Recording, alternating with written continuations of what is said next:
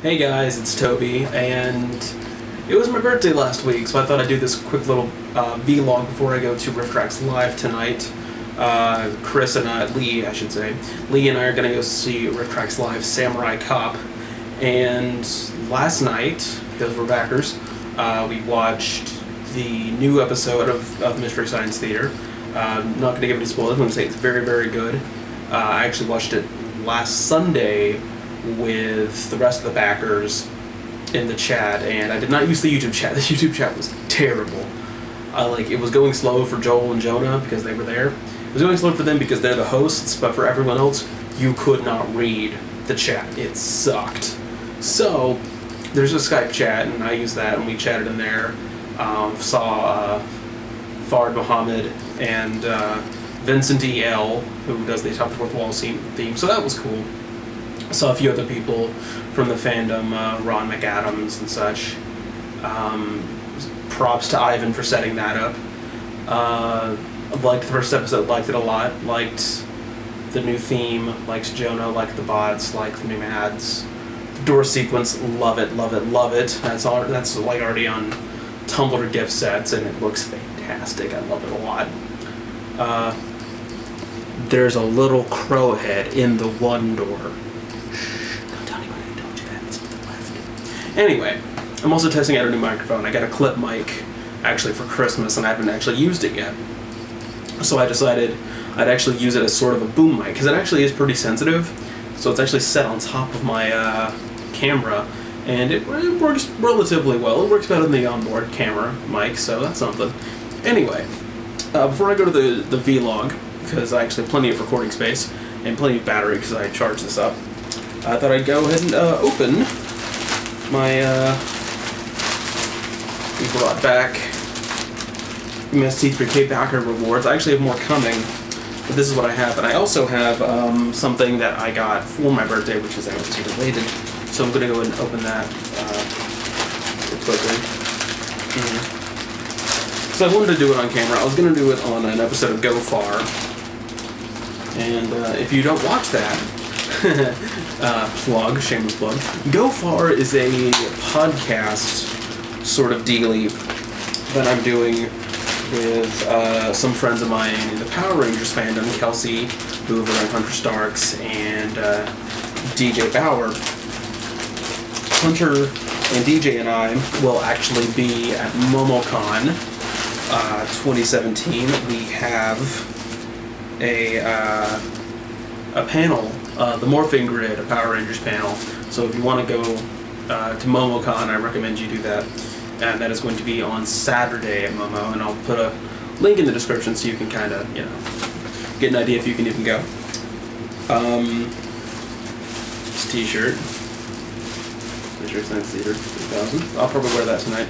And I got this excellent little art of Crow. Canva put that up on Still Store.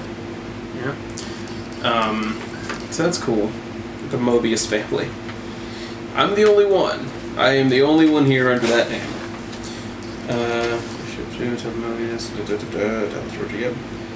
Independent shipping company from the creators of cards and games. Wow. Black Box. Oh, that's cool. I didn't know they were partnered with them. That's neat. I love cards and games. We've been playing it at family gatherings, which you usually should not do, but I have a pretty chill family. So we've been doing that, and it's been a lot of fun.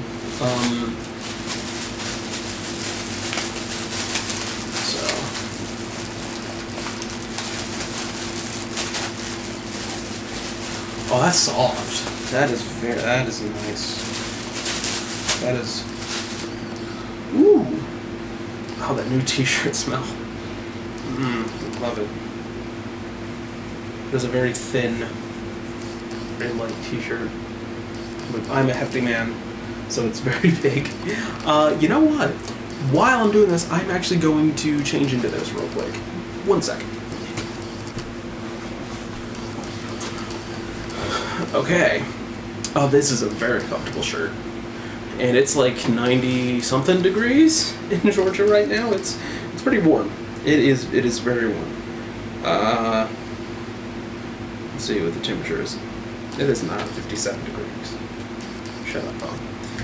It is not 57 degrees. It feels much warmer than 57 degrees. Holy crap, what? Anyway, this is a very comfortable shirt. It is very soft, a very plush material. Mystery Sensitive 3000. I was backer number 16,669, so I got 666 right in the middle. I would show you my card. I do not have it on me right now. At some point I had to switch out wallets because my main wallet got washed, as you do, and I had seemed to have misplaced my card. I know I have it somewhere. I think it might be one of my bags that I took to MomoCon, or StationCon I should say. It might even be my Ghostbusters uniform, not sure, because I met up with some Misty friends there. But real quick, let's talk about cons. I also have this box of goodies. Let me make sure I don't accidentally show, yeah, I'll do it this way so that you can't actually see, but it is in Shout Factory box. This was sent to me by Josh McLeod, who does the Misty Cast with me. Excellent, excellent dude. He also does a game show podcast. If you haven't checked that out, it's called Game Show Lovers Forever. Really, really cool stuff. Anyway, because a few Mystery Science Theater collections are out of print, and or they were out of print and now they're back in print, such as volumes 3 and 4, Josh has so kindly donated to me his old copies of 3 and 4, because he collects all of them. I don't know how he does that. He's already sent me 1 and 2, and a few sets, and a few like miscellaneous ones. I already had a couple of collections. I have the movie, and I have the volume with Servo in it. I don't remember which one that is. Is my Servo here? No, he's not. I have my Servo on a desk, but I cleaned it off for Easter, because people are going to be up here. But yeah, here, volume 3. Everything seems to be in order there, so that's cool. Let's see. We've got Mitchell! Dodon Baker is Mittens. He's a cop. Brain That Wouldn't Die, so I have the final Joel in the first Mike. Focus, please, camera. Thank you. Thank you, camera. Alright. And volume 4, which Girl in Gold Boots, Hamlet, Overdrawn at the Memory Bank, and Space Mutiny. And Hamlet and Overdrawn are 2 of my favorite episodes. Not my top 10, but they're up there. Really good films. Roll Julia, of course, just saves the hell out of Overdrawn, even though it's really quite bad. It is really quite bad. It is not a good movie. And he also sent me the coasters, which was nice. He didn't have to do that, but he did. And he's got Werewolf and Manos. I've not actually opened these yet. I don't even think he opened these. These are still closed. I don't know if you can see that. They're still closed. So he might not even focus. He might not have even opened them. I don't know. I'll have to ask him about that.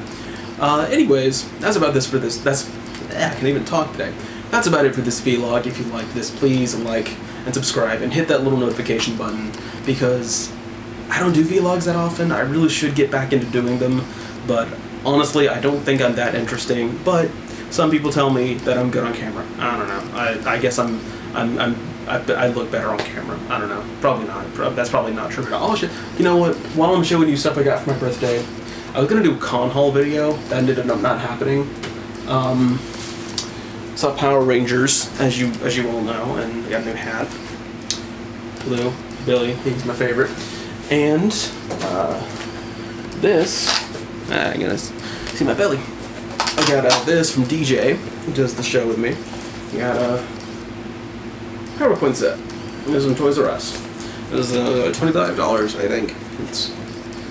It's got Velcro, and what you can do is opens like this. Got the Red Ranger in black for some reason, in grayscale. Then you take this and you fold it behind, and it becomes a display piece. I actually kind of want to display it like this, because then you see the Rangers with their coins, and it looks really nice. That might be what I do. I don't know.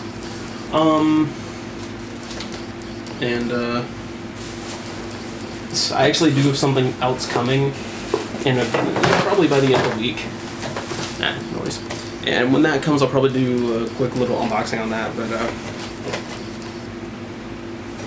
if you've seen the movie, you know why that is significant.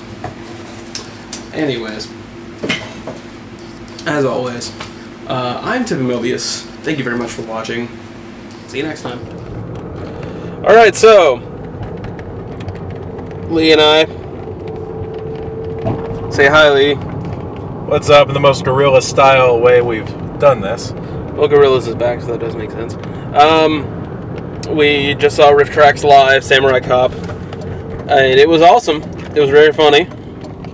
I've not seen Samurai Cop before, nor have I seen the RiffTrax, obviously, if I haven't seen it before. I've seen Samurai Cop in the past, because back in the day, me and my friends had this nice little habit of getting together just to watch shitty movies. As you do. Yeah, and I remember, like, my friend got it. It's, what was it?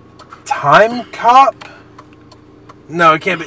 There was another, like, Android Cop or something like that. It was another cop movie we got at the same time. Right. And we watched both of those back to back. Now, Android Cop was, like, really or whatever the fuck the movie was called. I can't remember right now. Yeah. It was, like, really self-aware of itself and, like, knew it was a bad movie. But Samurai Cop is a product of its time. Right. Just the best way you can describe it.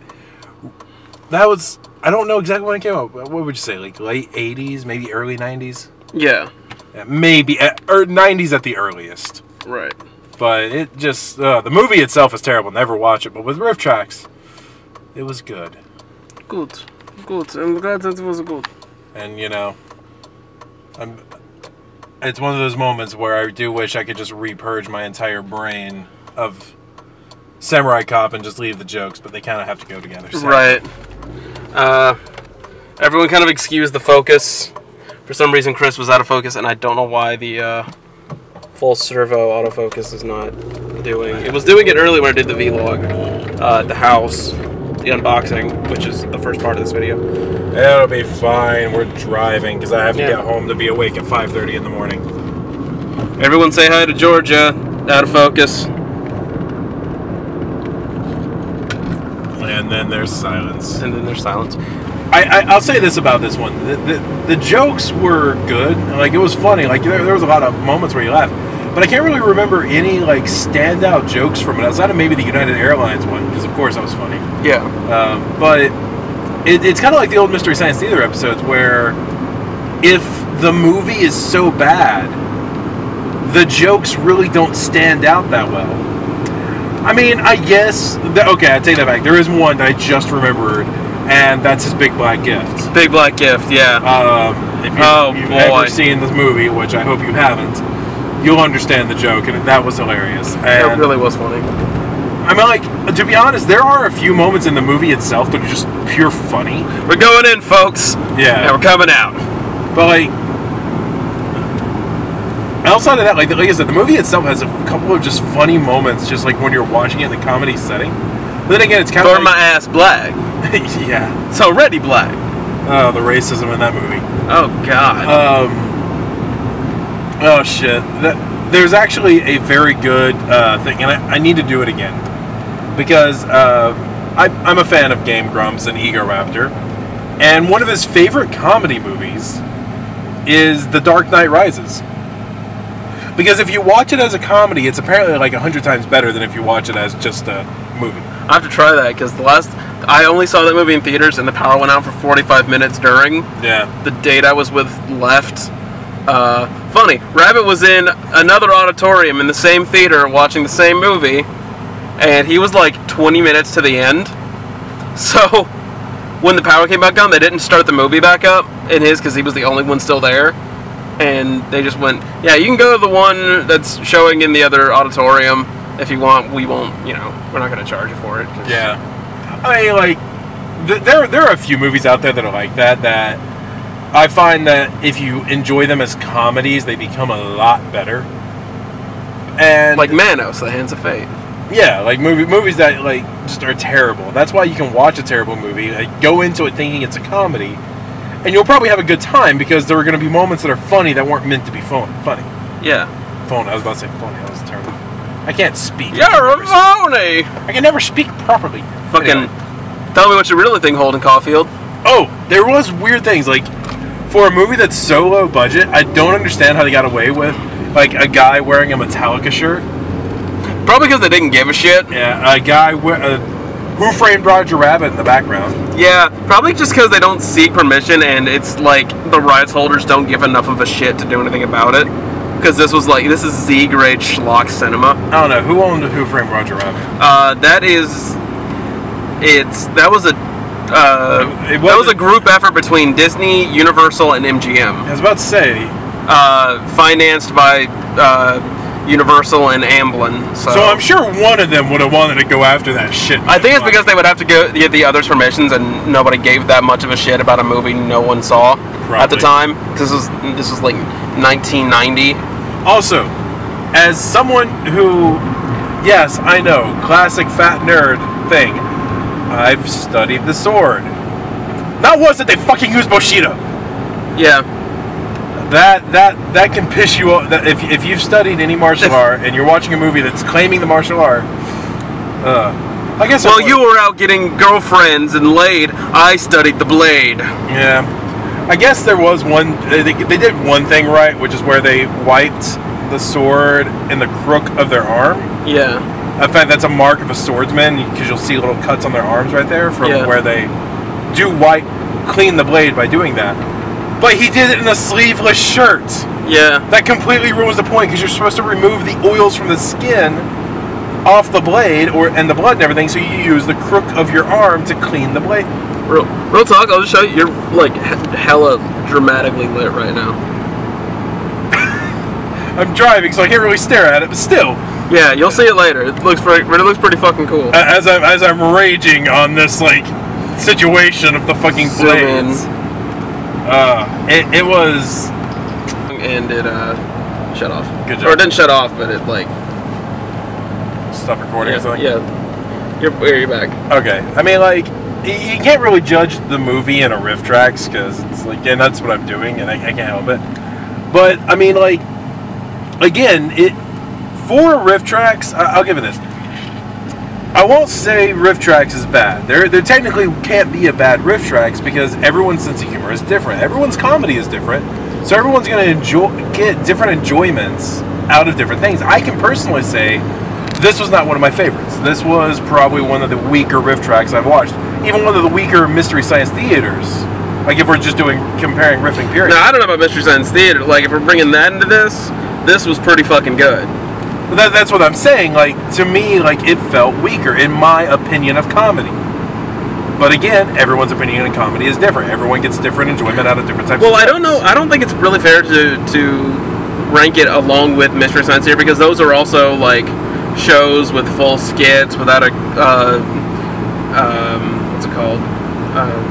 A live audience. Yeah. No, it's a little bit harder to do it, but that's what I'm saying. Because like some of these are improvised. Yeah. But to me, of the RiffTrax tracks that I've seen, and I know how hard it is to do this shit. Yeah, we've tried to do it. Yeah, well, we've done it. Yeah, I had pretty decent results. Yeah. But so like the shit's not easy, and considering we did it complete improvisation. Well, no writing. You did it completely improvised. I had notes. Well, I didn't because I don't do shit. Yeah, because you didn't fucking watch the movie. Hey, people laughed at my jokes. People laughed at your jokes. That is what matters. But still, like, you know, going in something like that, it is hard. So that's why I'm not like being hypercritical, being like, well, their jokes were bad, blah blah blah, because their jokes weren't bad. It's just their jokes were bad, and you should feel bad. Well, just some of them didn't work for me. But the short before the movie, that was fucking great. That was chalky. That was hilarious. I just love that last bit with it's like, it's okay, little whatever the fuck his name was. I'm ready to go. As he gets erased. That was good. That was one of the best moments. That was pretty great. I'm gonna kind of move back over to me to make sure it like actually fucking. And I am completely invisible. So I'm gonna go back over to Chris because Chris is more visually interesting right now. Got it. Because I have get the fucking Furiosa eyes. Yeah. Well, it's because I got the headlights coming from the guy behind me and just like hitting me right in the corner. It looks really cool. It'll be something to remember if we're ever shooting something that requires a car scene. Yeah. But we try to do it and then we can't get a car behind us the entire time. Right. Well, I mean, it's Georgia, so we just got to remember when we're shooting. Yeah, I know where to go nowadays. But no, like, it's still recording, right? Yeah, it's recording. Okay, so I was going to still get my commentary. I just didn't know if you stopped because you're like randomly moving it around. I'm not used to that. No, I'm just trying to get more dynamic angles. Got it. But the whole thing is, like, I do feel a lot of times, or maybe it's just my personal tastes, the shorts have always been better than the main features with RiffTrax stuff. Yeah, I guess because they don't blow their load too early, and they have, like, usually they're worse, but I mean, they're not worse, but they're bad, but in such a short form factor that it's easier to make jokes. Well, I was going to say, it's also because of my extreme ADHD. Sitting through a movie I enjoy is hard sometimes for me. Yeah. Sitting through a movie I'm not enjoying is like, I'm sure you saw, like, I shift around all the time when I'm at a movie. Right. Because I can't help it. It's just like my brain I want to be somewhere. Yeah, I was constantly checking my phone during, like, lulls in the riffing. A, because I'm waiting on an important email. B, just because that's just what I do at movies. I did that a lot when I saw Power Rangers the second time, just because I had already fucking seen the movie and there was, like, no one else in the theater, which is weird because it was, you know, a Saturday night. Well, that's just because it was Power Rangers. Of course, no one wanted to watch that. Fuck you. Disclaimer: I haven't seen the Power Rangers. It was opening weekend, but it was also fucking 10 o'clock, so everyone was watching the last screening of Logan. Like I said, as you get angry at me, I have not seen Power Rangers yet, so I'm just making jokes about it. Right on. But and now we're all in darkness. No, now I'm looking at the straight ahead of us. Yeah. Like I said, it's enjoyable. I mean, granted, I really need to finish it. I started watching the RiffTrax of Harry Potter. Harry Potter! Which and one? The Sorcerer's Stone. Oh, that's a good one. Yeah, I started watching it. I haven't finished it because I kept getting distracted and going and doing other things. Because I have that habit. Oh, and just a little bit of trivia as we're recording this tonight. I don't know why I said trivia. It's not fucking trivia. Yeah. Well, I mean, I guess it would be trivia if someone wanted to put this in a trivia test or something. But anyway, a little hit of... Fuck's the word I'm looking for? Butts? Yes, butts. So, other thoughts on the movie?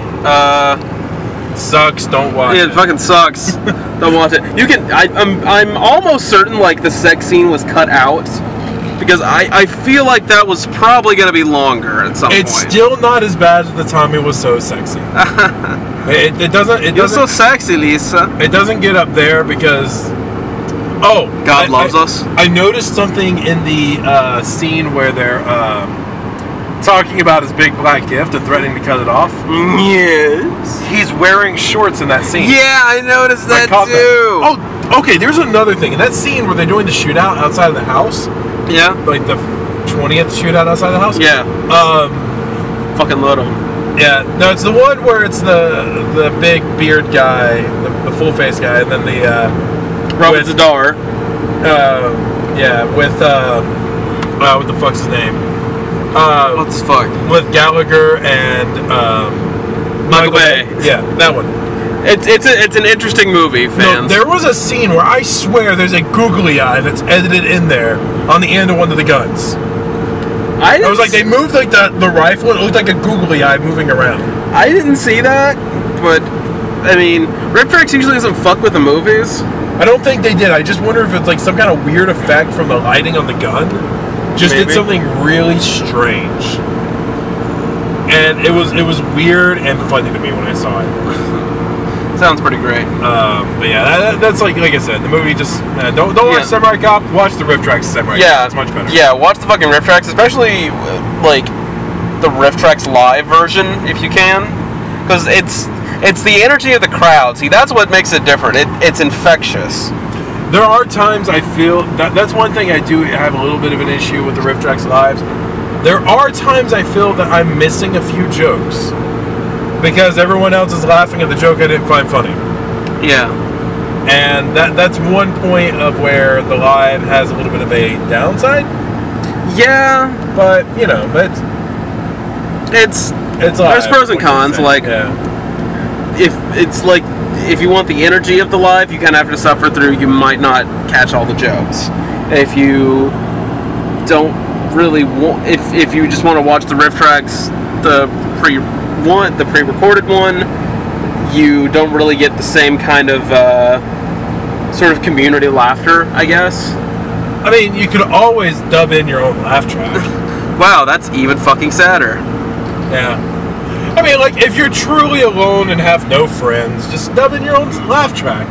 Then you can actually feel like somebody loves you. How could this happen to me? You know, it's funny you say that. We just drove by a wreck. Oh, shit. So you're singing that song, we just drove by a wreck. I made my mistakes. Got nowhere to run. Autofocus is blurry. I can't do shit about it. I thought you were on manual focus. I was, but then I changed it because I don't give a shit. You know, weirdly... So this is like a podcast at this point. It really is. So, I mean, yeah, you're just funny thing with that song. I remember the first time I saw the music video for that song was actually at school. Jesus, why? They were doing this whole thing against, like, mothers against drunk driving? Yeah, that's what, the MAD, yeah. The MADs? Yeah, the MADs. The MADs were at my school, but it was just a bunch of moms talking about drunk driving. Students. It was completely weird. It's not what I expected. But no. I mean, I guess parole. Yeah, true. But, so anyway, they were, I just remember that because it's like, they were sitting there and they're talking about that, and then they played that music video. And, like, the music video was actually really dark and sad. Well, yeah, that was the point. Exactly, and then they're showing that music video to a bunch of kids. How could this happen to me? Also, I just really revealed my age, because that was, like, right when that music video came out. You made your mistake. I know. Got nowhere to run, because you're in a car. It's alright, it was the same year that All American Rejects released Swing Swing. Yeah, I'm an old man. I just remember. See, I don't even remember Swing Swing. The only, like, I know 2 songs by All American Rejects, and one is Move Along, and the other is what the fuck is it? I don't even know what Move Along sounds like. I guess you know. And even when your hope is gone, move along, like I know you do. I guess they stopped mattering in the mythos of the world by that point. No, that was like a big fucking hit. It was like everywhere. It was all like on commercials and I just don't remember it. Movie trailers. Swing Swing was like the biggest thing. It's like swing swing from the tabletop. It Ends Tonight. That was a big one. Something like that. When darkness turns to now that light, one everyone fucking knows. And of course, Gives You Hell. Yeah. Everyone fucking knows that song. And I mean, those were the years of like Good Charlotte and that wasn't even like Good Charlotte. Like those last 3 songs, the ones I mentioned came out like I was just starting high school. This is like right. So that would be why I don't remember them because this is the heyday of MCR. So like that's why I don't remember it because like back when Fall Out Boy. So like when I knew these bands were like right at the like beginning of the neo-punk scene. So it was like right at the beginning of like this is the emo scene. Yeah, like so I knew like Good Charlotte. Fucking this is to me this is AFI. Yeah. 30 Seconds to Mars. Yeah, like Good Charlotte. Hawthorne Heights. Like, see, for me, it was like, and I remember this so clearly because Resident Evil 4 had just come out. We were watching Inuyasha all the fucking time on Adult Swim. Panic at the Disco. Like this is like for me, this is like years before any of this shit. Like this is Puddle of Mud. Oh god, Puddle of Mud fucking sucks. Stacy's Mom. That Good was the way. I was in middle school. I mean, Fall Out Boy technically. Fall Out Boy was around for a while, but they were like, just kicking out. Yeah, nothing like really came until. I'm more than you, bargain for ya. I mean, like. I still don't understand a fucking lyric in that song, and I know all of the words. But then you've got. Hi, Mike. He was at a Fall Out Boy concert last night. Oh. Then you've got fucking. Yeah, because like. By the time like those songs were hitting, like I guess those were my skateboarding days, like my goth skateboarding days. As weird as that might sound, fucking Right, motherfucker. I was a metalhead goth skateboarder. Make that in Tony Hawk, kids. I was literally sitting there. I mean, I did it all the time. And same. Tony Hawk Underground. I was a goth. Oh, I'm gonna be totally honest. One of the reasons I wanted Tony Hawk for my Xbox is just so I can put in custom music. Yeah. And put in like good skateboarding music. No, like the Tony Hawk Underground had like great. No, it has great skateboarding music, but it's all shit I've heard in Tony Hawk because I have like every song in those games. So I was like, I want everyone did. I want newer shit. So I put like some fucking some CKY. CKY wasn't the Underground. It wasn't not in the Underground games. Yeah, they were not in the Underground games. Yeah. Fuck. What was the name of the song? Bam made sure they got in there. I remember that shit because I was watching the CKY videos and shit all the time. I do not remember any CKY songs in Underground, and I have both soundtracks. I know there's 2 in Underground too. I'm trying to remember the name of the one that was in Underground 1 though. I cannot think about it off the top of my head. But yeah, like there were a lot of like really good. Cause I remember I used to 96 Quite Better Beings were in Pro Skater 3. But they have no songs that were in Underground and Underground 2. I can fucking remember a song in Underground 2. I'm looking it up, dude. I'm looking at the track lists. Anyway. Or was it, you know, it might be in the PSP version. Maybe they added some more songs. It may be in Remix, yeah. Yeah, they added more songs in the PSP version. It may have been in Which sucks because they're all fucking bit crushed because they had to fit onto that disc. Yeah, actually they're not that bad. They're not terrible, but they're not great. Yeah, because I played. Honestly, I didn't play the remake until pretty recently. It was only like last year I started playing. I played through the Tony Hawk Underground Portable, or 2 Portable, Thugs 2. Portable. I'm kind of upset that Thug 1 didn't get a remix. Yeah, I had heard rumors about the time that the Tony Hawk Pro Skater HD was coming out. There was talks of them re-releasing the Underground and Underground 2 in HD as well, because they were like the biggest Tony Hawk games. Yeah, and I can say exactly why that didn't happen. Activision ran out of the Activision ran out of the copyright holding for the games. That's why the very last Tony Hawk Underground, the very last Tony Hawk game, what the fuck was that one called? Pro Skater 5. Yeah, was it Pro Skater 5? Okay. Yeah, Pro Skater 5 was released like a year ago. Okay, that's the last one because Activision no longer owns the right to make Tony Hawk games. Yeah, because it was fucking terrible. And actually, a fun fact that I learned from Guru Larry. Google Larry. Yeah, Google Larry.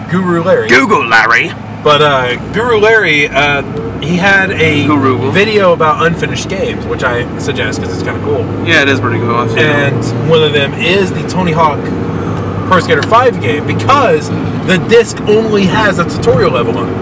The rest of the game is DLC. Yeah. Well, not DLC, but you have to download it. It's an update. Yeah. So you have to update the fucking game to play the game. So like in, 20 years, when the PlayStation servers no longer exist, you're going to buy a disc, like those retro collectors are going to buy this disc and get one fucking level for it. Well, unless you have the PC version. Yeah, the PC versions, they'll last forever. But I'm just talking like the PlayStation version. Because like what people do is they just fucking get the whole game on the update and burn them to DVDs. Yeah, that's why I'm moving towards PC gaming anyway. I used to be the biggest console gamer, but I'm slowly moving to PC gaming. I just can't fucking afford consoles and console games. Yeah, but I've been moving to PC because I've been playing games recently that came out in the 80s. Because so many people work so hard to preserve these games on the PC.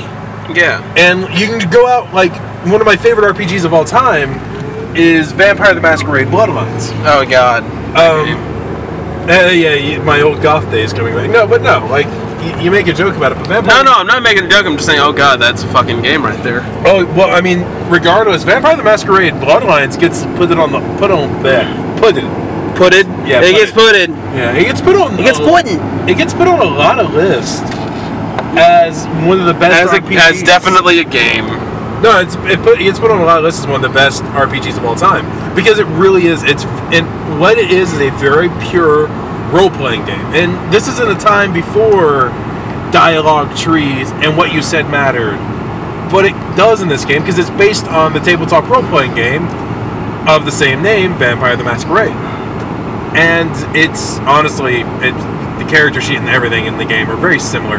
The only thing that's a little different is the powers, because some of those powers can't translate to video games. Yeah. And I can't have sex with a hooker using auspex to make myself celerity to make myself move at super speeds. Make my dick move at super speeds. I did that in the role-playing game. That's why I love Vampire the Masquerade. Why? Why not?